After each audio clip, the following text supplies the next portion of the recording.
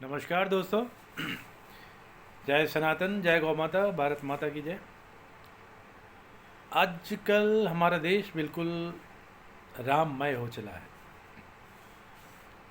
लेकिन इस राममय काल में कुछ ऐसे तत्व सामने आ रहे हैं जिनको देखने के बाद, सुनने के बाद ऐसा लगता है कि उन्हें हम शंकराचार्य कहें भी या इस टाइप का प्रश्न खड़े हो रहे हैं। कारण क्या है?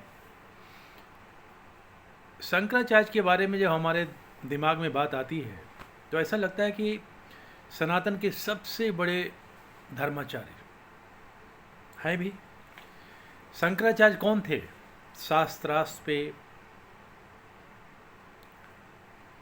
कोई भी चीज़ को धर्म से रिलेटेड कोई भी बातें होती थी उसको वाद विवाद से सॉल्व किया जाता था। उसके ऊपर बहुत बड़ी चर्चा होती थी, शास्त्रार्थ होता था। और शंकराचार्य जी महाराज वो थे जिन्होंने हमारे सनातन को बचाने के लिए बहुत बड़ी लड़ाई लड़ी। लेकिन जैसे जैसे शंकराचार्य, पुराने वाले शंकराचार्य की यदि हम तुलना करें आज के शंकराचार्यों से, तो बहुत ही बेतुका सा लगता है। ऐसे अभी दो शंकराचार्य के बारे में बात करना चाहूँगा। जब राम मंदिर बनकर तैयार हो गया है, पार्टली बना है, लोग बोलते हैं कि भाई राम मंदिर तो अभी बना नहीं, अभी इनका प्राण प्रतिष्ठा क्यों हो रहा है, लोकार्पण क्यों हो रहा है प्रभु राम का।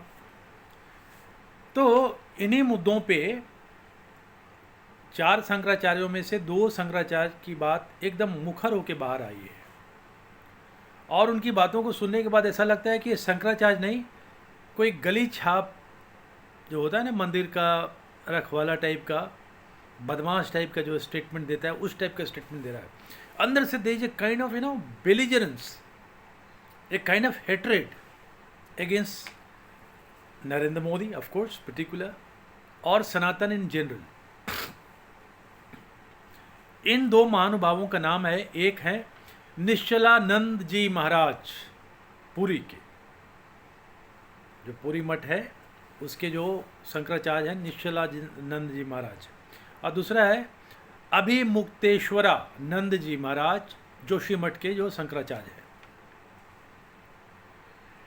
हैं। ये जो अभिमुक्तेश्वरानंद जी महाराज हैं, ये इंटरव्यू किसको दे रहे हैं? अजीत अंजुम, अभिसार शर्मा, रवीश कुमार और जितने भी लेफ्टिस्ट मीडिया है उसको। आपको जान के बहुत हैरानी होगी कि लेफ्टिस्ट वाले, ये जो कम्युनिस्ट विचारधारा के लोग होते हैं, वो धर्म नहीं मानते। उनकी जो कार्डिनल प्रिंसिपल जो होती है, जो स्टैंडर्ड एक्सेप्टेड ओपिनियन होती है धर्म के बारे में, वो बोलते हैं कि we are agnostic, we do not believe in any religion and religion is the opium of the state. इनका जो हेड ऑफ द डिपार्टमेंट था मार्क्स, उनकी प्रोपोनेंट थ्योरी है religion is the opium of the state. अब बताइए, कहता है ना कि person is known by the type of company he keeps and he is known better by the type of company he avoids. What kind of company you are trying to keep? In leftist Ajit Anjum, Abhisar Sharma, Ravish Kumar, ये जो जहरीले सांप type के लोग हैं, जो आए दिन हिंदुत्व के बारे में गाली देना या नरेंद्र मोदी जो भी बोलेगा उसका पोज करना। तो ये जो अभी मुक्तेश्वरानंद जी महाराज, और ये शंकराचार्य भी नहीं है, ये शंकराचार्य की जो एलिवेशन हुई है, इनकी जो केस है सुप्रीम कोर्ट में लंबित है।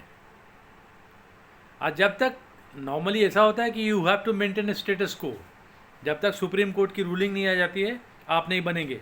लेकिन भाई साहब ने, इन्होंने अपना छड़ी उड़ी पहले ही पकड़ लिया और क्लेम किया कि I am a Shankaracharya, which he is not. Technically वो शंकराचार्य नहीं है।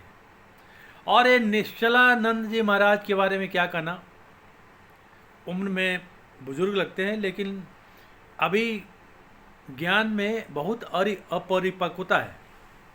ये कहता ना कि अधगल गगरी छलक जाए, इनकी अथॉरिटी होगी। ही क्लेम्स कि मैं बहुत वकील को भी पढ़ा देता हूँ, जजेस को भी गाइडेंस दे देता हूँ, लेकिन जो इनकी ओपिनियन है, इनका कहता है कि शासकों के ऊपर राज करना हमारा अथॉरिटी है। इनका कहना है, इन दोनों का कहना है कि जो मंदिर का जो निर्माण हो रहा है ये शास्त्र संगत नहीं है। शास्त्र कहाँ से आते हैं?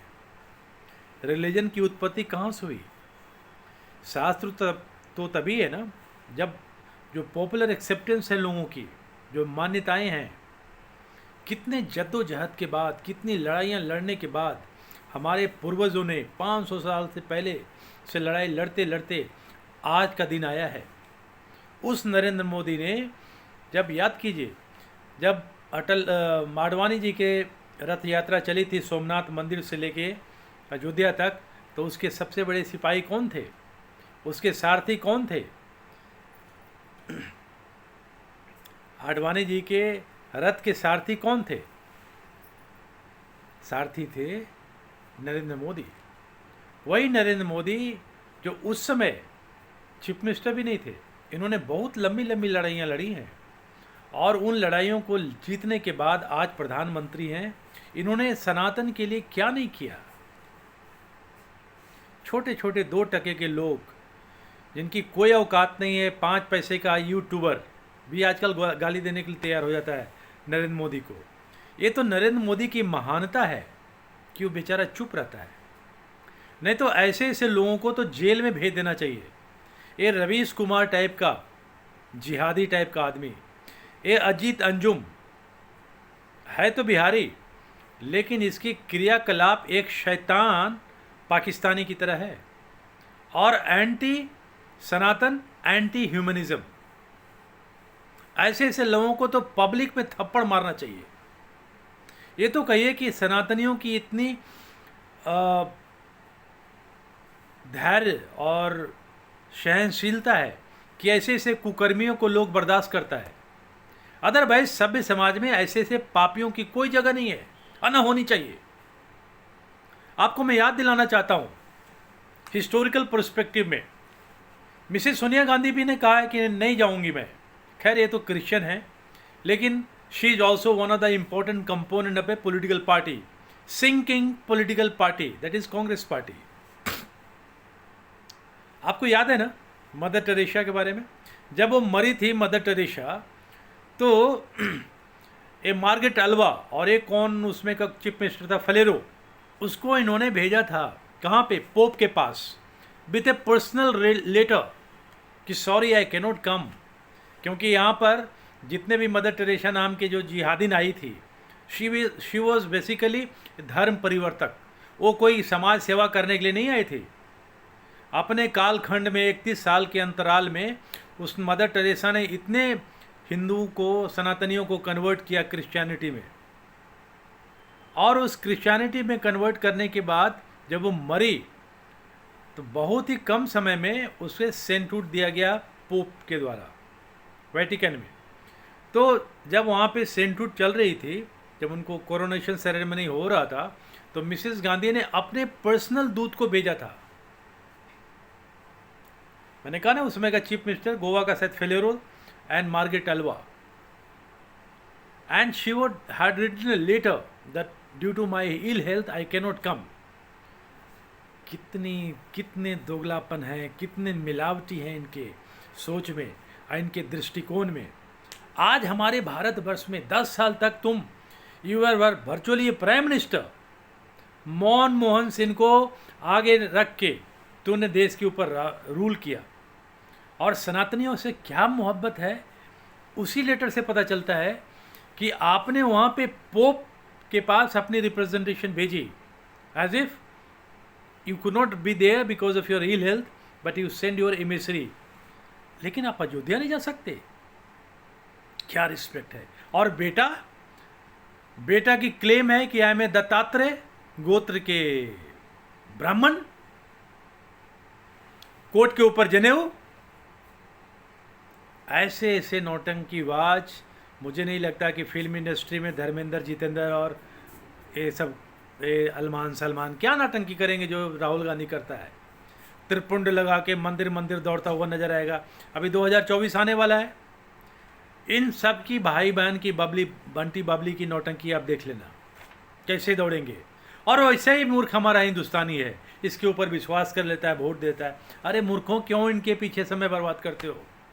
If you have to reject them, expunge them like, जैसे पानी में या दूध में मक्खी गिर जाती है, उसको निकाल के बाहर फेंक दिया जाता है।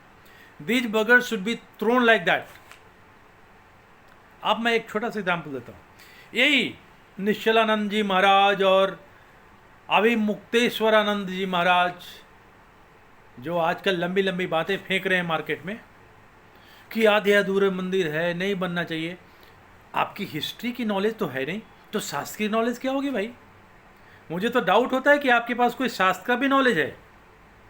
आप भूल गए सोमनाथ मंदिर 1951 में, उस समय तो हमारे लोकप्रिय नेता सरदार पटेल की मौत हो गई थी।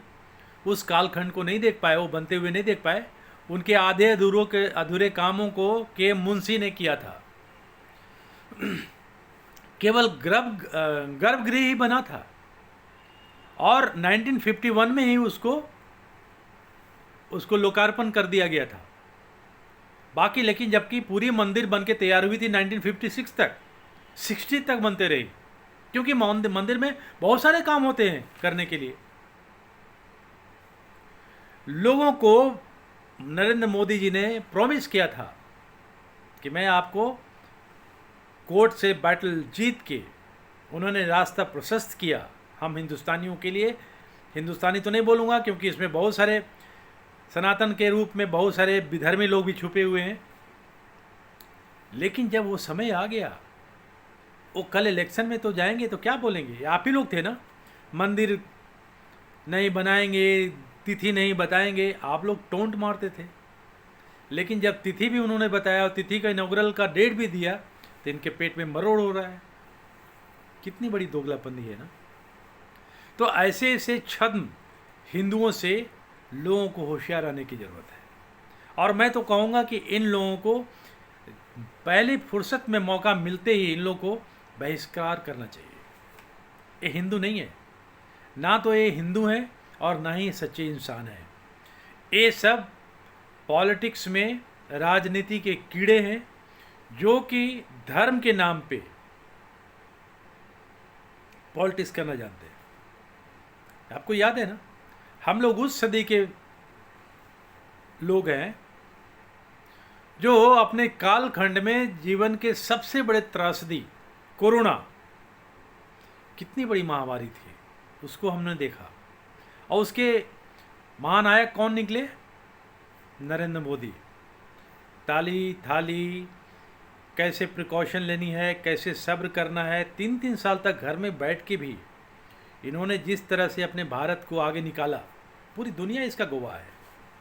उसी तरह से इस सदी का सबसे बड़ी खुशी का दिन 22 जनवरी को आने वाला है, जिस दिन प्रभु राम का लोकार्पण ही नहीं होगा, अपितु पूरे भारतवर्ष में जो सच्चे सनातनी हैं राम दीपोत्सव भी करेंगे।